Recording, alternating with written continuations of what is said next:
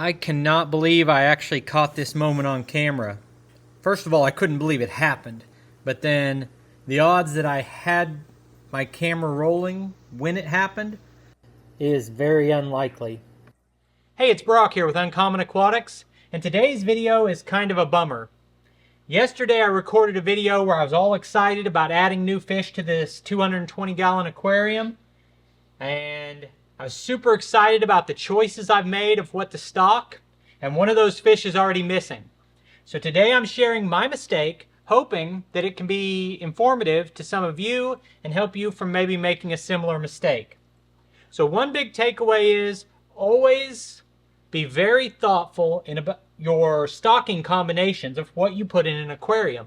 Because as we all know, some fish don't get along with each other, some need different water parameters, some will tolerate this and not that. So, you know, the size of the aquarium, the size of the fish, there's 100 different things to think about, and you want to be really thoughtful and not buy fish on an impulse. I've mentioned before that I've been keeping fish since I was 18 years old, which is 25 years ago. And yesterday, 2 of the 5 fish I brought home for this aquarium, I've been keeping those exact species for over 20 years, and I've kept them together, and I still didn't think it through. I didn't expect to find it, so I'll go ahead and say what it is. There's an aquatic frog, a African clawed frog, not the little dwarfs, but the big ones. And I've had an African clawed frog pretty much continuously for the last 20 years. I've had a few different ones, I've grown them up, and I've kept them with a lot of these same species. But the mistake I made here is that I got a big, giant African clawed frog, the biggest one I've ever seen, and put it with juveniles of a species I've kept it with before. And that species was my Polypterus Delhezi. That is a type of Bicher. And it was tiny, and I've got a bunch of tiny Bichers in here, and the frog is huge.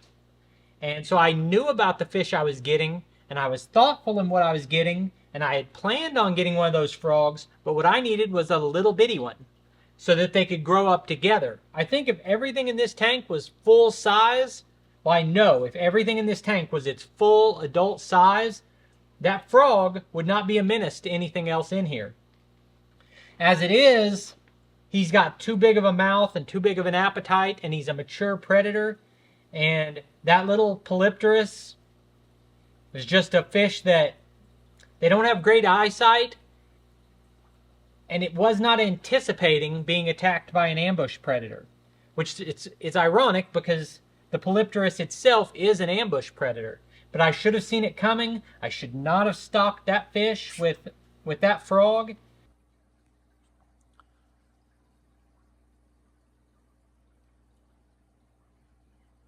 Dang. And I dramatically underestimated that frog. I've kept them before with Polypterus a lot of times, but never one that big. I guess once they get that big, they're just a monster. I'm gonna have to move him out. And when I make a mistake, I'm always gonna come on here and share it with you guys.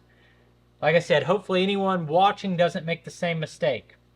I've got a little bit of concern that one of the Oscars may eat this small albino Polypterus because it's just a little undersized. I'd like to get the Polypterus at about 6 inches when adding them with juvenile Oscars, but you know, these Polypterus get 2 foot long themselves, at which point they're not going to get eaten by anything, even an Oscar.